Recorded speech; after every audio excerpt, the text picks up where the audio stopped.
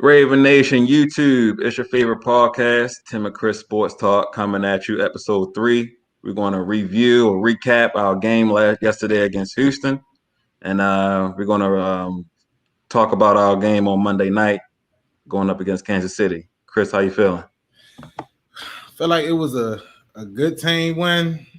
33-16. A real good team win, but it was a couple things I noticed that I kind of didn't like. I mean, you try not to complain too much in a blowout win on the road. You know, I am happy with the win, but it was a couple things I didn't like. So Greg Roman, that first half, I'm not sure why he didn't run the ball. I don't know if he was just trying to put some stuff on film. I don't know if he didn't trust the old line. It's like he completely abandoned the run. It's like with Roman, sometimes if we're not gashing him for 10 yards a pop, he kind of like screw it and just throw it out the window. When guys was getting like, 4 and 5 yards, you know what I mean, slowly churning, and eventually they'll break one. So I'm not sure why he kind of just abandoned the run. They got a little too cute. And I was wondering, was like Marty calling plays. I was like, is this Greg Morningweg? Like, what the hell is going on? Like, why is he running the ball? And the Texans can't stop the run. What's going on? So it kind of confused me. And I was getting a little upset. Like, yo, come on, Greg. Yo, we better than this. We can just line it up and run. And even a couple runs they did have early, like Lamar, they was doing like the read option. Lamar was keeping it. They didn't have a rhythm to the run game. It was like you the run game coordinator, man. Like, come on, man. Come on, Greg. I was a little disappointed, but hopefully, they learn from it and they get it together. Yeah. How you felt about how the run game in the first half? Yeah, the first half, it kind of shocked me a little bit. Like you said, like, we abandoned it. Like, we just threw it away. Them 1 or 2 or 3 yard carries. Yeah, it doesn't look pretty, but like when you get into a third and 2, you know what I'm saying? You got a lot of things open up for you. You know what I mean? You can throw whatever you want at the defense. So to me, like you said, like Greg definitely abandoned that part. But when I look at the overall, like when I looked down and I saw the stat line and I saw how Lamar had 16 rushing, I mean, half of those was definitely designed for him to run. And when you have a team like Houston, like you said, that has trouble of stopping a run, you don't want your quarterback taking that weight on his shoulders. Like, you don't have a 3-hitter monster that wants to take those hits. Like, you want to save your quarterback when he has to, scramble when the play breaks down instead of like having these, design runs. It doesn't make sense to me. Right. So yeah, it just threw me off a little bit. And also in the first half, man, we lost some points on the field, man. Good thing we was playing Houston and not KC, but we definitely lost some points on the field. That one play where Hollywood kind of beat his man on that out route in the end zone, it was maybe like a 20-25 yard throw. Lamar a deep out. Lamar missed him, and he knew he missed him. Hollywood definitely had his man beat, and it would have been a for sure touchdown if it was a better throw. So I think Lamar, he'll work on that. He'll see that on film, and Lamar's one of those guys that'll work on that. Lamar also taking those back-to-back sacks right before halftime. It was 2 back-to-back sacks and knocked us out of field goal range. Yeah. On the second sack, it was nothing he could really do. They kind of just penetrated and got through the line. But on the first sack, it was a J.J. Watt sack, and like J.J. kind of ran around Orlando Brown, and Lamar had like a path to the right, and he could have like took off and bought himself some more time, or just took off and ran and tried to get the first down and get some more yards for Justin Tucker, and he kind of just tucked it in, kind of fell in the pocket and got a sack. I didn't like that, so I think we had a few missed opportunities that we could have took advantage of, and hopefully we clean up. Yeah. No, and those are the type of plays I'm talking about. Like when Lamar was like, you know what I'm saying? Like when the play does break down, Lamar would normally get out. And I think they're trying to change his game a little bit too much. Like, hey, I want you to be more of a pocket passer. Even when it's breaking down, like you still saw Lamar last season, like, hey, he's getting out of there. This season, even though it's the second game, but it's like he's taking more of those, I'm seeing the pocket breakdown, but I don't want to stand here and try to wait for something to unfold, which is not going to happen too much, especially when your offensive line, you got a lot of new pieces. You got a lot of rookies up there. And I want to highlight one that when I went back and watched the film, big number 74, Tyree Phillips. Even though he's a rookie, but I seen J.J. Watt and Cunningham definitely took advantage of him being a rookie. They threw a lot at him, and he gave up 3 out of those 4 sacks. I mean, he was late off the snap. very confused and who to pick up. The blitz really threw him off. So they definitely put the work on that young boy. I tell you that. Yeah, I mean that's smart from Anthony Weaver. You know, you got a rookie on the O line, you take advantage. So, so enough with the negative. It's some positive plays, individual plays that I enjoyed seeing that I was happy with. The Ravens finally ran a screen. And it was successful. Like, it was set up so perfectly. Lamar just loved it. Ingram got a big game. We finally ran a screen. You hardly ever see the Ravens run a screen. It was exciting to see one happen. You know what I mean? And it neutralizes the pass rush. When you have a quarterback getting killed, a screen with a long game can kind of neutralize the pass rush that those guys was bringing. Another play, or two more plays.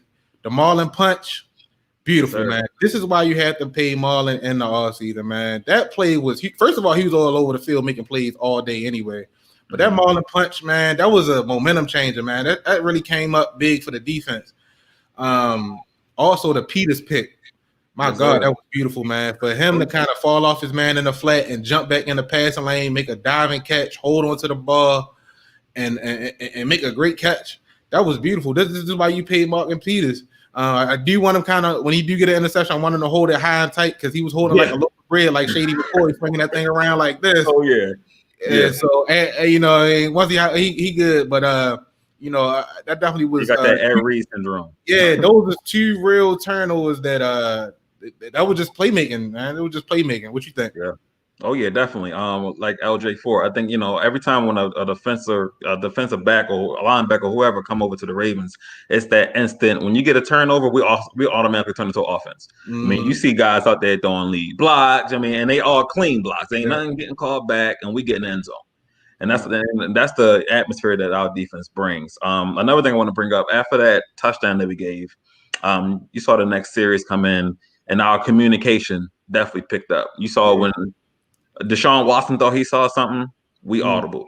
You know what I'm saying? And our defensive line was communicating with the linebackers communicating with the secondary. And you don't see that too much with too many NFL teams because you're not scheming that way. Right. Wink made sure, hey, look, we're gonna get out here, we're gonna still run Ravens football, and we finally got pressure on the front four, which makes your blitz a specialty instead of you need a blitz to get to the quarterback.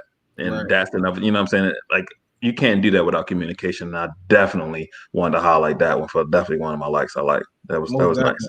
And Wink we trust. I do want to see more out of Matt Judon in the contract year. He got some pressure and some he got back there a few times, but Deshaun kind of evaded him. But I definitely want to see a little bit more out of Judon. Because Bowser kind of stepped up. Fergie kind of look a little lost right now. Pernell, he's good in the run game and setting the edge, but as far as pass rushing, he ain't bring too much. But I think I'm just hoping these guys step it up, in the next later on in the season. So the defense, we want to transition to the offense. The second half, they finally ran the damn ball, I ain't gonna go too graphic on them. They finally ran the ball, man, and they just lined up and ran and played Ravens football, smash mouth football, and Gus was gashing them, Dobbins was gashing them, Mark started gashing them. The 44-yard run to Dobbins at the end of the game, that was beautiful. I mean, he was real explosive. He hit the outside, he broke tackles, that low center of gravity, put his arm on the ground and stay up. He had a catch like that too, where he caught the ball. The defender thought he had him down. He stuck his arm in the ground, kept his body up. That's Ray Rice 2.0. He looked exactly like Ray Rice out there, man. I'm glad to have him. I didn't know he was that explosive. That kid is explosive, man. And I think he's so explosive, you almost tripped yourself. He's really explosive. I think he needs more bump. Honestly, I think he needs more time, man. This kid, he's making plays and he's showing it. And he's a fresh set of legs, man. He's like he shot over the cannon. Another play I wanted to bring up was it was a great call from Greg Roman in the second half. That 4th and 1 Ingram Wildcat play. That was beautiful, man. That was drawn up perfectly. It was executed perfectly. Ricard got a great block on the outside on Justin Reed. He kind of pancaked. Well, I can't even say he pancaked him. I seen Justin Reed saying Ricard coming. He kind of just laid down. Yeah, he folded. He definitely folded. He didn't want no smoke. with Pat Nah, Ricard. So he kind of just laid down like, oh shit, like he coming. So and right. Ingram hit it perfectly. He turned his little 30-year-old Jets on and got in the end zone, man. Yes, So sir. I think that was a great play call by Greg Roman in the second half, and I think that's what we need to do, man. Stick to Ravens Yeah. football, run the damn ball, Greg Roman. Shit. Run the ball, man, and like at the end of the game, like even with the Wildcat, like you sticking to what the defense is weak to, and that's your strength. Run the football. You don't got to get pretty and have Lamar Jackson getting hit all these times, even though he ducked out of bounds a few times. Yeah, that's cool, but run the ball. You got Dobbins back there, you got Gus, and you got Ingram. Too many. You don't have a three-headed monster like that with each team in the NFL. No, you Run the don't. ball. And then, No. like I said, with the rookies up front, you don't want to have them doing too much. Let them go to stick to their, ABCs. I'm gonna Yeah. block this guy right here in front of me. I'm gonna call him out. I'm gonna block him, and let your running back do the rest. So Yeah, yeah, man. I'm definitely Yeah. with it. So hopefully we get, stick with the run game. Hopefully it's a lesson learned to run the ball, Greg Roman, please. And unfortunately, we gotta be negative again real quick with the Yeah, T.Y. injury. It was very unfortunate. I mean, because it was just another freak accident. I mean, he was going up to make a play on the ball. He landed awkwardly. His leg landed awkwardly, and as soon as he hit the ground and grabbed his knee, I yeah, said, "Not again, yeah. I not knew it was over from there. I did. I knew it, and he not knew it too. Like he yeah." wanted to come back, but it wasn't happening. So Unfortunately, yeah. when he landed and grabbed his knee, I was hoping like because initially he grabbed his knee, he rolled over and he tried to get up and couldn't put no pressure on his knee, and I'm like, I hope it's just a sprain. Hope it's Yeah. just a sprain. But when they got the news that it was a ACL tear, man, it makes me feel for the kid.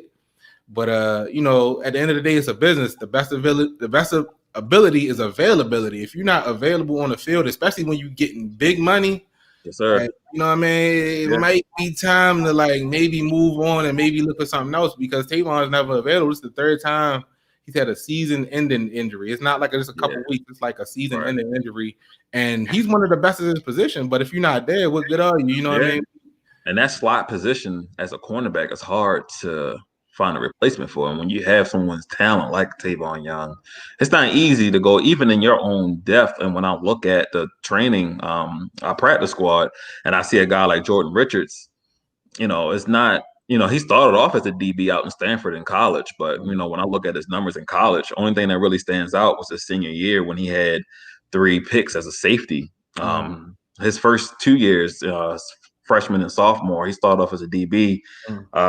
Last 2 years, he went to defensive back. He went to a safety, and he had 2 forced fumbles, 9 pass deflections in college. And then when he came to the pros, his numbers still look the same. Traded from the Packs to the Falcons, back to the Patriots, traded to us because he wasn't doing too much. So, you have what's his name? Our man. What's his name? Correct me if I'm wrong. Our man Shepard. I can't remember his last name, but he on IR. And then Averett last night didn't look good at all. Beat a few times, off the ball, was shook a lot, holding a lot. So when you look at our backfield, only thing we have now is to try to make a trade for somebody, and it's too early in the season to have to feel that pressure. Yeah, I don't think they're gonna make a trade just yet, but it kind of shifts our whole defense because now Marlon has to play the slot. Mm-hmm. Jimmy is no longer rotational. He kind of got to play the outside. Well, no, he's not the rotational DB. Like cornerback and safety. He's like rotating that cornerback now with Averett on the outside, and Marcus Peters, of course, is on the outside. So it kind of put a whole shift in our defense, man. And I know I'm not the only person that said this shit happened right before the Kansas City game. I know I'm not the only person that said that. Oh, yeah, I'm like, damn, bro. Like, we finally had enough depth to be like, oh, we rotating this and that. Now we gotta go.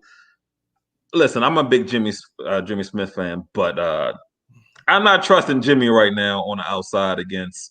You got Hill out there. He'll line up on you just to embarrass you. You know what I mean? Mahomes got some packages out there, and I didn't want him having that number 1 and number 2 spot out there in a corner like that. It's not gonna. Nah. Yeah, I didn't want that. It's like, damn, bro. So it happened right before the Kansas City game. It stinks, but it is what it is. So speaking of Kansas City, let's get in a quick preview. We got a big game against KC at home, M&T Bank. Basically the two team race in the AFC. You know, you got two of the top big dogs going at it. I like our chances. Just a few things. From what I seen on Sunday with the Chargers game, because I was watching on Red Zone. You got to pressure Mahomes, man. Mahomes look like shit for the first three quarters. I mean, but that's because the Chargers know how to play him, and they got a lot of speed on defense, and they was just getting pressure with Bosa and Melvin Ingram. Like, you know what I mean? If we can get some type of pressure, if we can draw up some stuff to kind of move Mahomes off a spot, trying to just get in his face and hit him. I mean, I think that'll work in our favor. And you got to stay in your rush lane because he's a sneaky little bastard. He'll sneak out real quick. Like, if he see a rush lane, he'll get 10 yards real quick. He'll get 12 yards. He got a big like 18-yard run to get them in field goal range to tie the game up against the Chargers. So you got to watch Mahomes. If we can get pressure on Mahomes, I think I like our chances. I'll say that. I like our chances. And on the flip side, on the offense side, you definitely got to sustain the drives. I know coming out the half, we had an 8-minute drive that stalled at the end. We had to kick a field goal. Thank God for Justin Tucker. I can't believe that I forgot him out of my likes. He went 4 for 4, 15 points. I'm glad we have somebody like Justin Tucker to lean on. But so do KC. That kicker, he actually kicked 3 58-yard field goals at the end of the game for them to win. So like when you compare teams, we are definitely even. I think our defense is better than that defense. Oh, yeah. So that's why I'm like, we need to definitely sustain our drives. Trust our running backs more. Greg Roman, we have a 3-hitter monster. Trust your running backs. Please. Please save Lamar Jackson. We need him to throw the ball. Our receivers are definitely catching a lot. I have not seen too many drop passes this season. Correct me if I'm wrong. I haven't really seen. Not really. Yeah. He's been 80% of his passes the last 2 weeks. First 2 weeks of the game, first 2 weeks of the season. When you completing 80% of your passes, you're definitely doing something good. Yeah. Keep Mahomes off the field, keep our defense fresh, and I think we got a good chance. I don't think that they have too much tape on Deshaun Elliott. I like how we're using him. We don't just leave him in coverage. We definitely bring him on the pressure and the sack. And when he is rushing, he's definitely putting that pressure on. So yeah, I think we definitely got an advantage this week. It's going to be a good game. It's probably going to be high scoring because, like I said, if you don't keep, Patrick Sneaky off the field, it's going to, we can definitely get into a shootout match. So I'm calling 33-37. Okay, cool. So you brought up a good point. We gotta run the ball. We gotta run the ball to neutralize that pass rush. KC actually can get pressure with Frank Clark and Chris Jones. Those guys can get some pressure.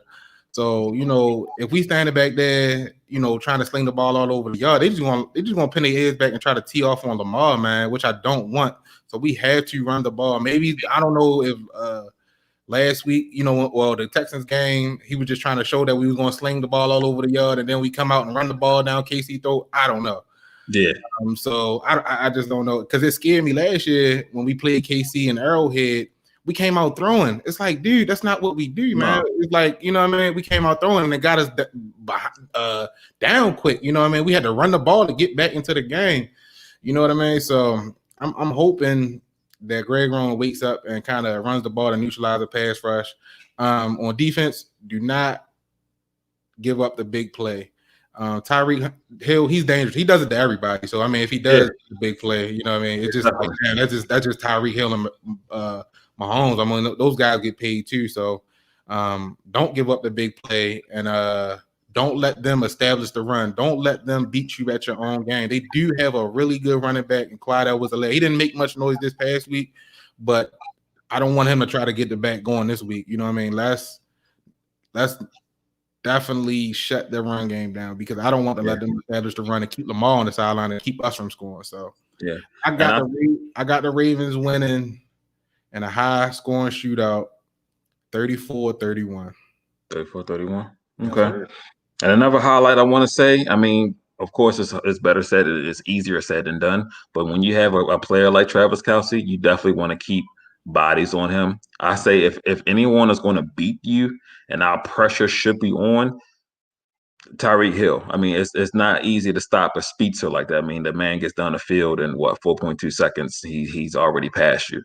So if you're going to try to get Mahomes out of his game, take his safety blanket away from him. have him more scrambling, put more helmets on him, get him out the pocket, get him flustered a little bit.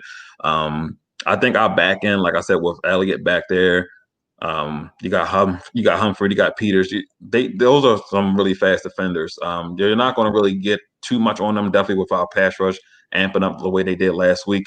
So, like I said, if you can take, quality receiver like Kelsey, not completely out the game, but make his catches definitely contested and rattle him a little bit, you definitely got a better shot of beating the Kansas City Chiefs than letting him run all over you. Yeah, Travis Kelsey, a dangerous weapon. So we both got Ravens win, high scoring shootout.